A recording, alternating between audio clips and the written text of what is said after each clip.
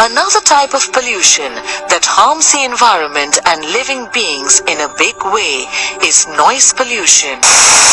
Now, you're all here for one reason. To rock!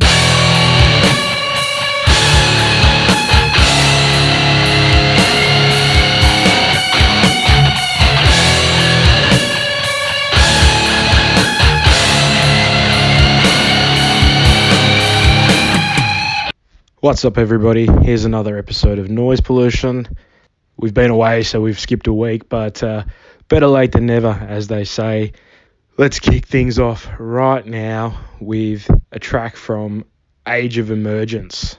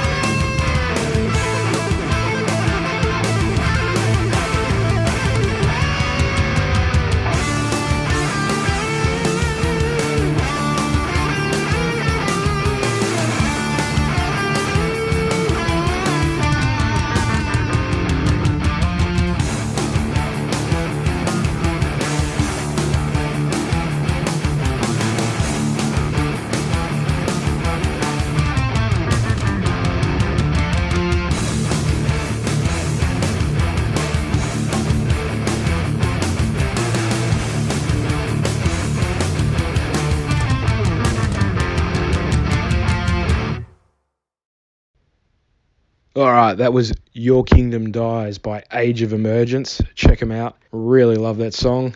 Actually, I love everything I've heard from these guys so far, so do the right thing, go and check them out, and I'm sure you'll love it. Now, here we go with this week's interview. It's a bit of a different one. He's not a musician. He is a journalist. He runs 100% Rock magazine out of Perth, which is an online magazine.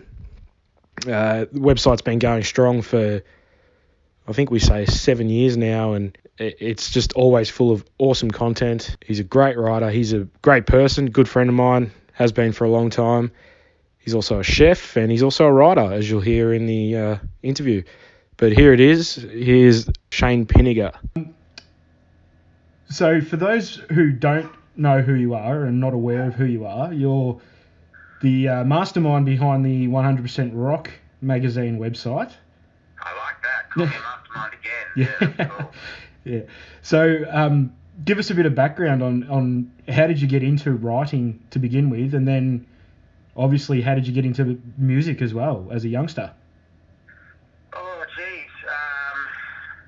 Well, music-wise, I was always into music. You know, I'm in my 50s now, so I was watching Countdown when it was huge, and every Sunday night that was the thing. The family sat around the TV and watched Molly Humana his way through a sentence.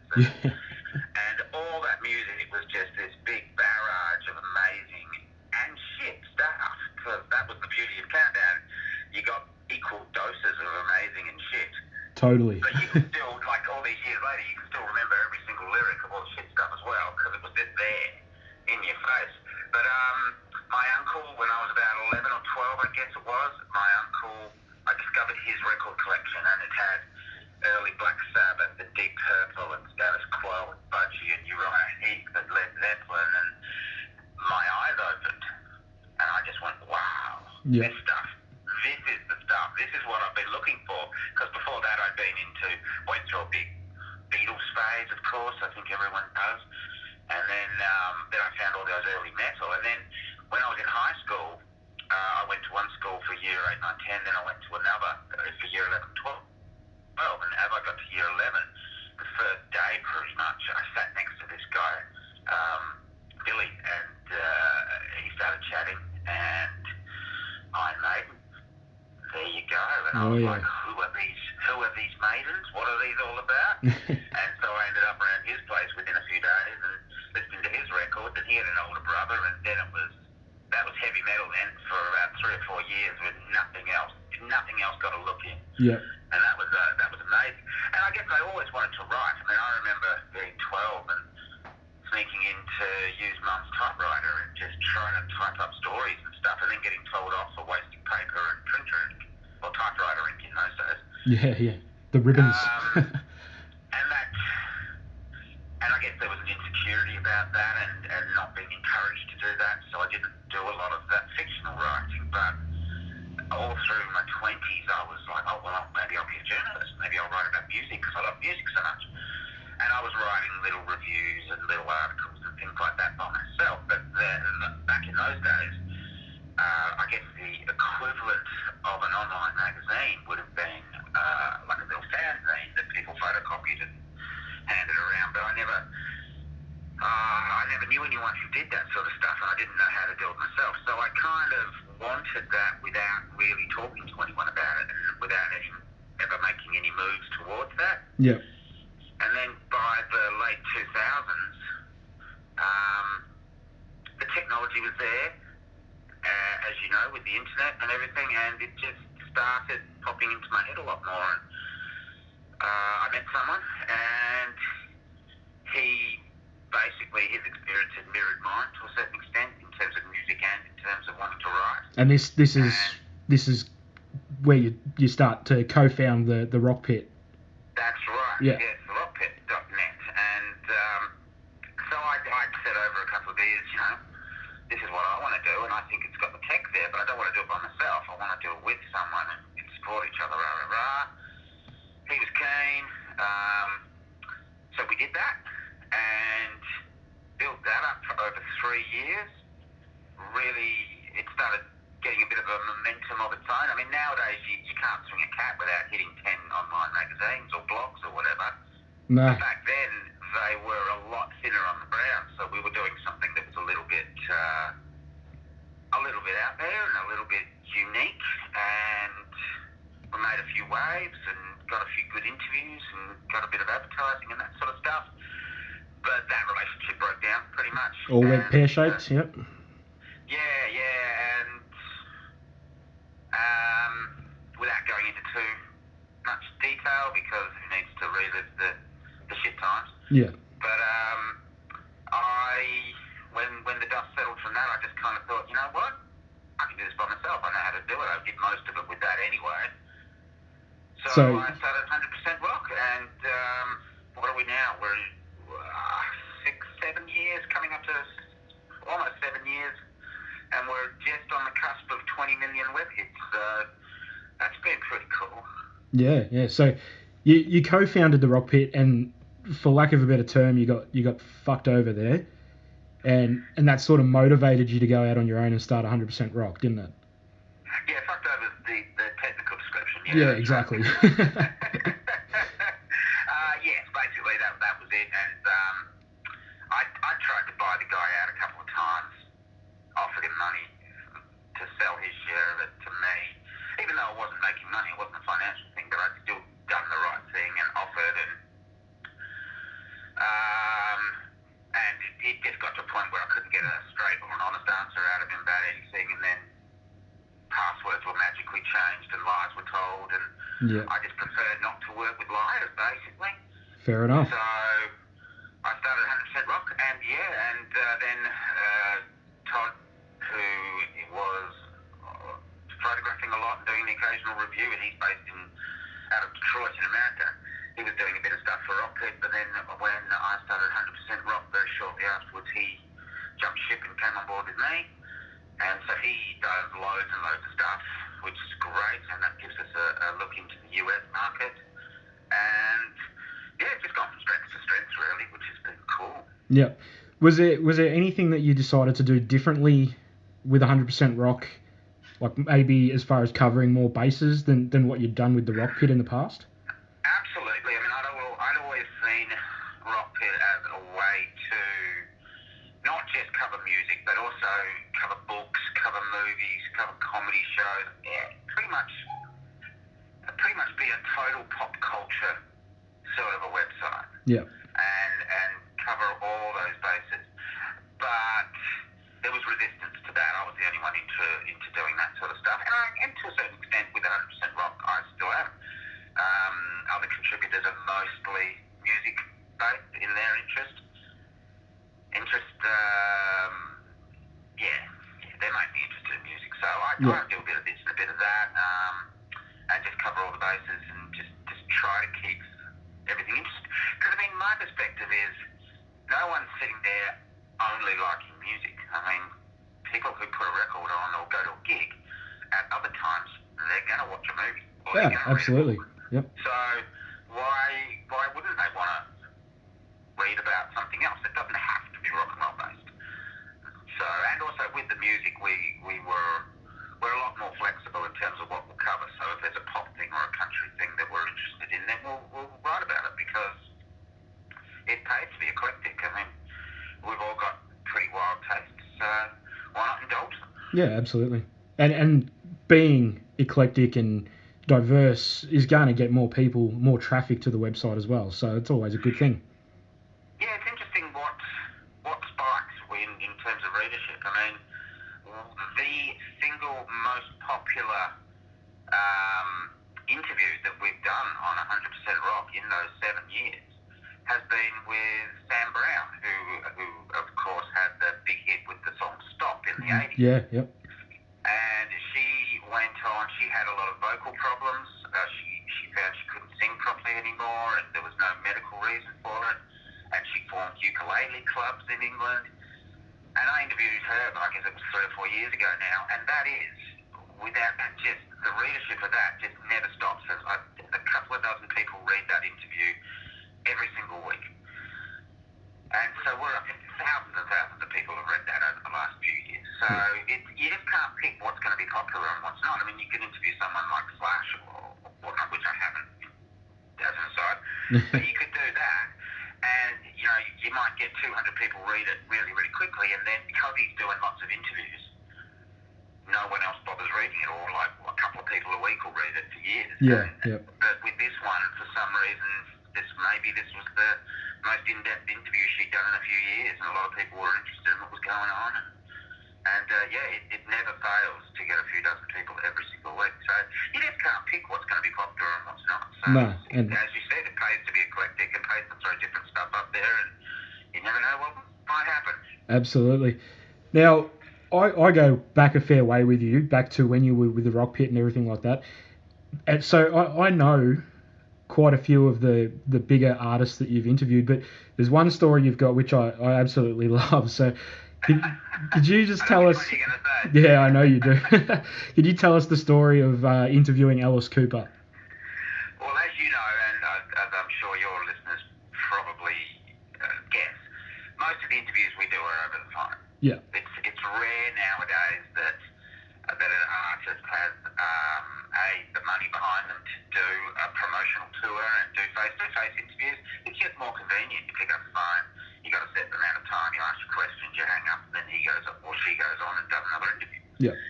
In this particular instance, I think it was 2011, and Alice Cooper was touring, and the Sony rep at the time gave us a call and said, "Hey, do you want to interview?" I'm like, "Heck yeah!" Of course. Of course. So on a Sunday morning, we rock up at whatever hotel he was staying at, and we're standing there, and the Sony guy comes stomping in, and he's in a foul mood. And I've got the Sunday Times, the newspaper here in Perth, under my arm, and he goes, "Put that away, hide that." I'm like, "What the hell?" And he goes, "Look," and he opens up to a certain page, excuse me, and the photographer had come out and taken a photo of Alice with his props in the car park of the hotel or whatever it was. But the journo or the editor or something had written this article going, "Alice Cooper wowed Perth audiences last night," as in the Saturday night. But the concert wasn't until the Sunday, so they just made this stupid story up. Yeah, wow. It was absolutely ludicrous. So we had to hide the newspaper, and we were all a bit nervous about, "Oh shit, Alice or his manager's going to be really spewing, and we don't know what's going to go on." But he was just the nicest bloke. He was just absolutely lovely and friendly, and he came down, he gave my wife a cuddle, and we filmed this interview. And I was asking these questions. It was all going really, really well. And the way my wife tells the story, and believe me, she tells the story to everyone she meets. She loves this story because who wouldn't like the opportunity of embarrassing your partner, right? Yeah, exactly. So apparently the way she tells it is that she's filming this interview, and I'm asking Alice all these deep and probing questions. And I asked some question, couldn't tell you what it was. I've never listened back to the interview. I was too embarrassed. And my face just goes white, and my eyes completely glaze over. And at that moment, in my head, Alice is answering this big, long question, thankfully with a long answer, so I don't think he noticed. And I just go in my head, "It's Alice fucking Cooper, Jesus fucking Christ!" And I was just gone for about 30 seconds. I was just off on a different planet. Yeah. And then eventually I just sort of blinked and snapped out of it just as he finished answering this question. And I had no idea what he'd said, so I just dropped that train of conversation and just asked a completely another question. "Oh yeah, that's good." So anyway, blah blah blah blah blah, and we were back into it and all. But just in that one moment, I don't get starstruck. I really don't. But that was my one moment where I just lost it completely. So I should probably go back and watch the video of that interview or read it again and see what he actually said, because I still to this day have been too embarrassed to go back and look at it. Yeah. And I remember that it was back when I was on the Hard Rock Show, and we'd spoken about potentially using the footage of the interview on the show, and you contacted me and said, "Nope, not happening." Yeah, exactly. I'm still mortified by it, but it's up there on the YouTube Yeah. thingy, and I guess, you know what, maybe this weekend I'll have a beer and settle down and actually fess up and start music. That'd be pretty fun. So that's a pretty good experience with an artist, you know, getting to meet Alice face to face and getting a little bit starstruck. But you've been doing this for a long time, so have you had any bad experiences with artists?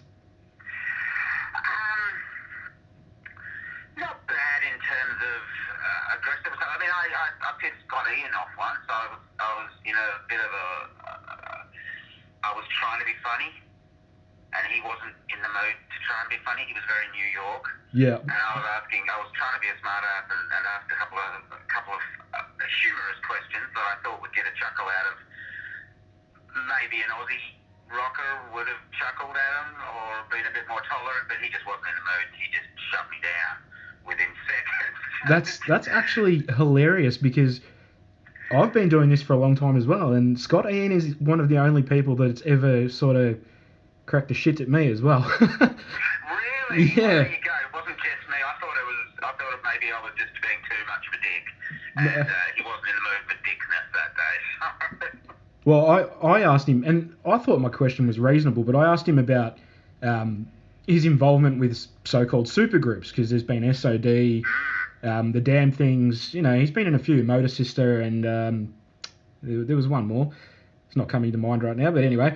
And he just went, supergroups, I think that's probably the laziest question I've ever been asked, and went off in a bit of a huff, and yeah. Yeah, no, I remember when his wife, Pearl Adade, Nicholas' Yep. daughter, when her first album came out, and he had played guitar on that. Yeah, exactly. And I was trying to crack jokes this entire interview for 10 minutes, and he just wasn't digging it at all. But I made some flippant comment that, I spoke to your wife a few months ago, and she was like, she told me that she had to tell you to be a bit less aggressive in the studio, and that really cracked me up. And he goes, why? Why do you find that funny? And I was just, I'm sorry, Mr. Ian. Yeah. But hey, bless him. You can't fault what he's done, and if he obviously was looking at it like a job, and I was trying to be a dick, so. Yeah, well, look. It's him. After that one question, we sort of, you know, we got through that, and he became good with me after that, so that was good. And in a way, his response to the question, he ended up saying that, you know, he finds it lazy in the way that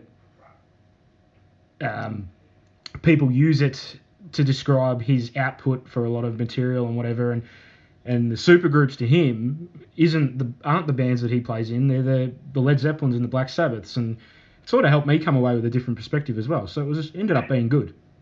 Yeah. So look, he's an intelligent bloke, and he's a bit of a legend. So Yep. I certainly had no ill feeling. I guess since that day I've been a bit less flippant in interviews. Yeah. A learning experience. Yeah. So, yeah, you've been doing it for a while, and it's 100% Rock is still going strong. So before we move on to the next phase, why don't you just give the website a plug, let people know where they can actually visit. Well, it's really simple. It's 100% Rock. It's 100 and then %rock in letters .com, and there's loads and loads of content up there, thousands and thousands of interviews and reviews. And as I said, we are. I checked yesterday, the day before, and we'd had something like 19,690,000 web hits or something in the 6 3/4 years that we've been going. So that's awesome. You'll be in good company. Yeah, for sure. So yeah, everybody listening, definitely get over to the 100% Rock website and check it out. There is always excellent content on there, very well written and thoughtful. So check it out. But Shayne, you've got a book on the horizon. Do you want to tell us a little bit about this next phase of your writing journey? Well, as I said earlier, I have always wanted to write, and I was writing stories when I was a kid and all that sort of thing. So the last couple of years, I've actually made a bit of an effort to actually write. So I've written a bunch of short stories, and I finished a novel, which I wrote basically for my daughter. She's almost 12. But I wrote it with a view that it'll be interesting for adults as well as kids. Yep. So it's like a fantasy story. It's got monsters and magic and fighting and a really positive message in there. So that was really fun to write. This week has been just doing the final polish on the manuscript before sending it off to the printer, actually, which I'm going to do tomorrow. Excellent. So that's coming out within the next month. That'll be published. And I've got a second novel, which is I've finished the first draft off. So then as soon as that one's off with the printer, I'm going to be finishing that. That'll be out hopefully around November. That one's very different indeed. That's sort of like a science fiction private investigator investigator stories with a sort of a little bit Humphrey Bogart, a little bit Hitchhiker's Guide to the Galaxy, a bit funny, and so that's the next thing. And then I've got a bunch of other stuff which I've started and in various stages of development. So that's the next stage of the career is novelist. Yeah. Awesome. Well, you mentioned that you've got one that's going to the publishers next week. Now, I know all about it because I've already purchased it, but for the listeners, what's it called and what's the premise of the novel? So it's called Jada Mountain Warrior, and it's about a young girl who is training to be a warrior, and there are monsters, and she has to learn how to use some magic she didn't even know she had, and help to save her village, actually, against these monsters who are dead set on killing them all. And as I said, it's a really positive and uplifting story about believing in yourself and your own abilities. And so she wrestles with a bit of doubt and kills a bunch of monsters and has a bit of a laugh along the way. So it's pretty full on. As I said, I wrote it with my daughter in mind, something that very loosely, the character of Jade is very loosely based on her, and also the idea is that anyone can read it and get the message of positivity, get the message of believing in yourself and feel a bit positive about whatever you're struggling with and your own life path. So. Yep. And it sounds like the sort of book that's probably ready-made for future volumes if it comes to that? Well, a few people have said that when I've described it to them, and I vaguely remember when I was first developing the idea that I kind of thought, and I said to my wife, well, this could be something you could write another story about. Because there's other characters in the village, and there's as I said, there's monsters, and they're set on a mountain, and there's plenty of scope there to explore the world that they live in, and so you never know. It might end up being a series. Hopefully it'll sell well and give us the financial possibilities. So, you can't just sit there and write something if no one's going to buy it. It doesn't seem a lot of point. Yep. So if it sells well, then I'll have a bit of money to pay the bills and I can focus on doing another one. Yeah. Yeah, totally. Tell us a bit about what goes into self-publishing a novel. Wow, it's a brave new world. Yeah. Basically, in the same way that when I started Rocket and 100% Rock, it was basically because the technology had evolved so that you could do it, and without a huge expense and without a huge amount of headaches, and get it out there on the internet. So, in the same way that a lot of bands self-publish their albums nowadays, some digitally, some in print, it's a lot easier for an author now to self-publish a book. You don't have to sit there and wait for a big publishing house to come and knock on your door and throw you a $50,000 advance or anything like that. You can literally just go to a printer and digitally they can whip up 100 or 500 or 1,000 copies of your book, and then you just got to get out there and hit the pavement and sell the damn thing. So that's the bit I'm not too thrilled about. I'm not much of a sales person, but it's a brave new world. It's all about live and learn. So there are plenty of self-publishing options out there. I chose to do a crowdfunding thing, which you absolutely smashed the target on, by the way. Yeah. We were just after a modest amount to do a small print run and then hopefully send copies off to publishers and hopefully do it that way. But we got 200% of what the goal, and campaign was very successful. Sold about 50 or so books, and as I say, just got to send that off to the printer now and send them all out to everyone who very generously contributed. And it's,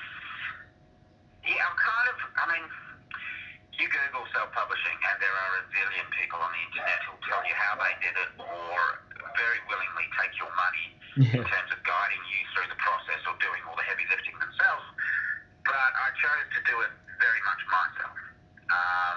Keep the money right down to a minimum, and it's pretty easy to do. It just takes a bit of time and a bit of research, and then there's so many different options that you kind of have to blaze your own trail and make your own decisions for yourself. And so which way am I going to do this? I could do this, or this. So, yeah, you get quotes. I mean, I really wanted to go with a local printer, but the quotes I got in for the printers here in Perth were literally 3 times as much as 3 different quotes from Sydney and Brisbane, and that included shipping to my door. So I guess you just have to be a bit canny in terms of what you want to spend your money on. If you've got loads of money and you want to make it more of a vanity thing, then there are plenty of options out there. Plenty of people who will take your money. That's not going to be a drama. Yeah, for sure. Anything, isn't it? Of course. Yeah, absolutely. But from my perspective, I'm trying to do this as a business and as a career. So it was important to do it not on the cheap, but certainly as affordably as possible, so we can get the maximum return and just make sure the quality's there. And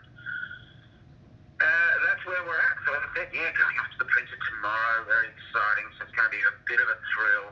Having wanted to write a book my entire life for 40 years, it's going to be a bit of a thrill having those boxes land on the doorstep and opening them for the first time and seeing myself in print. Oh yeah, I can imagine. It'd be unbelievable.